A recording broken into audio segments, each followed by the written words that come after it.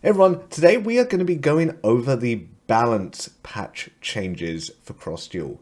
Now, Cross Duel haven't released exactly what those are going to be, but the Cross Duel meta website, as you can see here, kind of data mines them and shows us what they are going to be before Konami usually announces it. Now, I haven't been doing this using this website before, just in case it has been wrong, but every single time all of the updates on this website have been correct.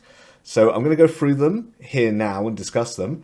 If they are wrong, when the patch does come out on the 31st of this month, I will take down the video or at least put a note on there to say, yeah, they're not correct and go through them again in another video. But anyway, let's take a look at the balance changes and yeah, see if they're going to make any of these cards more playable, change the meta. Let's go and find out. Right, so the first one you can see that we have is Red Dragon Archfiend. Now, I think Red Dragon is a pretty good card, but I haven't seen it all that much. The reason why you want to have Red Dragon in is to combine it with other spell cards that switch stuff to defense mode, and then Red Dragon essentially just destroys those cards that get switched to defense mode. But yeah, I don't see it being played all that much, but that isn't to say it's a bad card. Red Dragon, it's at the end of the turn, when it's summoned currently, with its special skill, it will destroy all defense monsters. With its master skill, at the end of every turn, it destroys defense position monsters. Now, it's just getting a straight buff. Its special skill is changing to, hey, at the end of the battle phase, destroy all defense position monsters. Its master skill is now destroy all opponents' defense position monsters, which means Red Dragon was a bit awkward to play around sometimes because, you know, sometimes you need to defend up on another lane, or maybe your opponent uses enemy controller on it and it destroys itself, or it destroys your own monsters. Now, with its master skill, you don't need to worry about that. It's never going to destroy your own monsters. Is this more playable? I mean, it's definitely more playable. I just don't think it's going to, you know, be the difference between, hey, you know, you playing this card and not playing this card.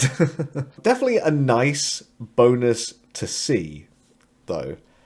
And next I'm going to pop down to Summon Skull because it's got a very similar buff to it, where Summon Skull's ability is at the start of the battle phase, all defense monsters will lose 500 defense. Now it's only your opponent's monsters lose 500 defense. Again, another cool upgrade. I think Summon Skull is very much like Red Dragon Archfiend. It is on the fringe of being like very, very playable and in everyone's decks. It's a good card to have in, but doesn't fit like a particular archetype. So not many, you know, you don't see it in too many decks. But I think anyone who does have in Summon Skull is going to be happy with it. Anyone that does have in Red Dragon is going to be happy with it. It's just, you know, just on that fringe level of being good. And again, this ability, you know what, I can see you maybe put in Summon Skull. I can see there being some more cases for it now. I could see you maybe putting Summon Skull, like, in defense mode in the center lane, and then just making it so, hey, all of your, you know, if you have opponents that are defending up, their monsters go down to 0, it kind of forces them to put stuff into attack mode. Yeah, and you could just, even if you're attacking someone and they're defending up, they're going to lose 500 defense. So, you know, I could see this maybe being worth trying out, just sticking it in defense mode in the center lane and just making it so that, hey, if your opponent tries to defend against you, they're going to lose defense. Still not quite sure it's going to make the difference between you putting it in your deck or not, but it is a nice buff to see. Right, moving up to Multistrike Dragias. So, its previous skill was all of your monsters gain 1 extra attack on the field, and its master is they'll gain 1 extra attack, and if they have 2 or more, they gain Pierce. So this is just basically getting a straight double to its ability. Its special is now all your monsters gain 2 extra attack, and its master skill is now if they have 3 or more, they get Pierce, and 2 extra attack. And what this means is if your monsters actually get to the point where they're attacking life points, they're going to gain 1,000 attack now, rather than 500. Which, yeah, is a really good buff. I've noticed they've been buffing all of the extra attack cards in the last couple of balance changes to make this deck more playable, and with this, like, latest buff, I really, really might try this deck out to see, you know, if you can make it work. Because if you can actually get your monsters to attack your opponent directly, it's going to do a ton of damage. I do think this deck does need to be bolstered by like a lot of other cards to help, like, like piercing cards and stuff like that to actually help you get in that damage. But it definitely makes those monsters more survivable now. Like, rather than just getting 500, they're getting 1,000 when they attack, directly.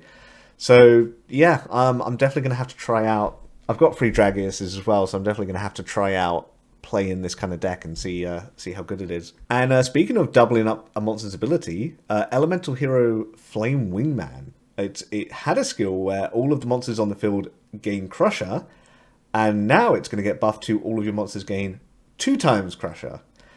And you know what?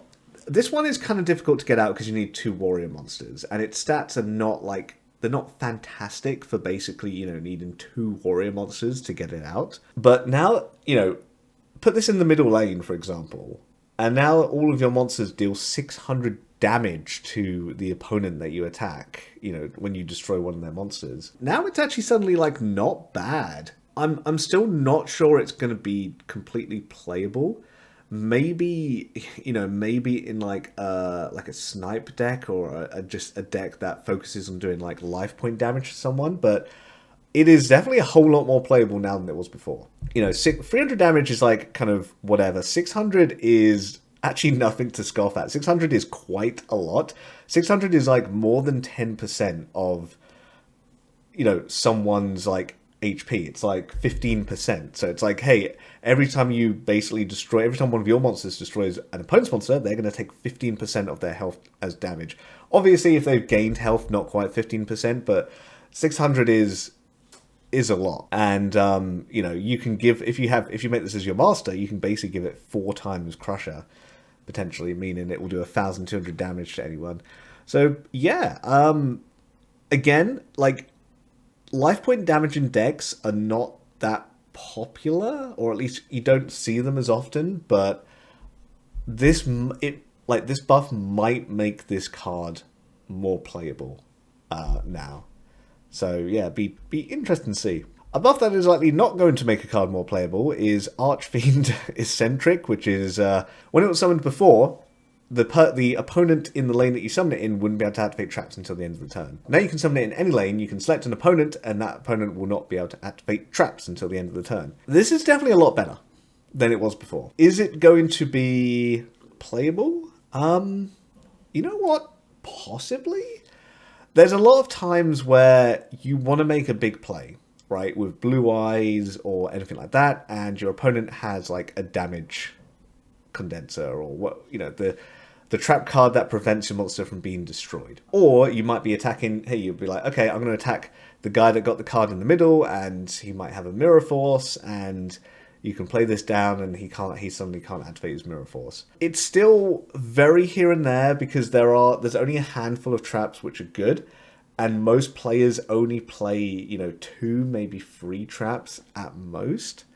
So it is it's a very situational card, and you're kind of guessing whether like that trap is going to be, it's going to be worth playing it on that trap or not, because hey, the trap the person could have face down could just be like a hallowed life barrier, or reinforcements or something like that. And yeah, I think there is potential for this card, but unless we get more powerful traps coming out in Cross Duel, or more reason to play more traps, I'm not sure we're going to see this any more than we already do, which is like not at all. Restructor Revolution, again, they seem to be definitely pushing more of like the damaging, like the actual like effect damaging cards. So this is basically upping the damage from 600 to 800. Again, 800's a lot. 800 is 20% of your starting health. I can definitely see this card. I think is already played in, like, for example, Dark Magician deck that has you play like a bunch of spells and does like a bunch of damage to all the opponents. Again, I can still see this card being played in the decks it is already being played in, and those decks just becoming better. But I don't see this buff making this card a card that you put in other decks. Same thing with Sparks. It's only 100 more life points again, 400's like 10%. I don't think this card is really going to be played in like any deck except for maybe like that Dark Magician deck that I talked about just now, and yeah, it makes that deck a bit better. And Blue Medicine, as well as that, I don't even think this is played in any deck. The only deck I can think this card would be played in would be the, was it the Bloom Diva? Like healing defense deck, where any life points that you heal also raise the defense of your monsters. So this would be basically gain 400 life points, all of your monsters gain 400 defense. I could maybe see this card being played in that deck, but even then, I think there are just better cards. But yeah, I don't know. I don't think this card is like absolutely terrible. There are definitely a lot of cases where, you know, 400 life points can be the difference between you being in like 3rd place and 2nd place. But again, I don't think this is going to be played in basically any deck but like the Bloom Diva deck, if it gets played at all. Now, a buff I actually really do like is Curtain of Sparks. They're buffing this up from an opponent's monster losing 500 attack and defense to losing 800 attack and defense. And I think this is just bringing this card up more towards the power level of the other cards. And this is like really, really nice to see for new players who are, you know, opening packs and getting cards. And this might be one of the cards they get. And it's definitely a lot better than it used to be before. It's almost doubling its, you know, its power here. And 800 is you know, it's not bad. I still don't think this is going to be a card that's played, you know, later on in the higher ranks, but definitely if you're just starting out, this makes it a much better card than it used to be. And same thing with Shadow Spell. It used to be monsters lose 1,000 attack, now they lose 1,500 attack. Now, obviously, unlike Curtain of Sparks, you kind of have to guess a position and kind of like predict what your opponent is going to do. But 1,000, you know, a monster losing 1,500 attack, it's definitely a lot better than it, you know, than what it used to do, and can make a bigger difference. And you know what? I can actually see this card potentially now being played in like a Utopia deck, or like a deck that, you know, has monsters that gain effects when they destroy opponents' monsters. So a Crusher deck, for example, because you know the 1,500 is quite a lot. And I think this definitely makes Shadow Spell a lot more playable. And yeah, and that's it for the balance changes. There was a balance change for Leviathan Dragon, which was going to double the effect of Leviathan Dragon, but it seems like that change has been dropped. And it definitely wasn't on the list of cards that were getting updated on the news thing they brought out in Cross Duel either. So yeah, a nice selection of buffs here all around, I think. Just bringing up all of like the weaker cards to be more, hopefully be more playable. Especially like the Curtain of Sparks and Shadow Spell. I think those cards have been made a lot better. And I think Konami is really seeing at the moment that traps need to be a lot more powerful. And spells, really. They need to be a lot more powerful than they currently are to be playable, right? You really don't want to have more than like 4 spell and traps, maybe 5, depending on what they are, but really like 3 or 4 spell and traps in your deck. And they, you know, they need to be so much more powerful if, you know, if we really want to add them to our decks. But yeah, overall, a lot of nice buffs here. And I think the star here is probably Multistrike Dragon Dragias. Basically straight up doubling its ability. I definitely want to try this card out. I want to try an extra attack deck out when the next patch comes out and see if it's actually worth playing now, because there's been a number of buffs for the extra attack deck, and yeah, it could end up being pretty good now, especially now that the Ace Monster has been buffed. Let me know what you thought of these balance changes in the comments below. Thank you very much for watching. Subscribe to the channel for more Cross Duel content, and I will see you on the ladder.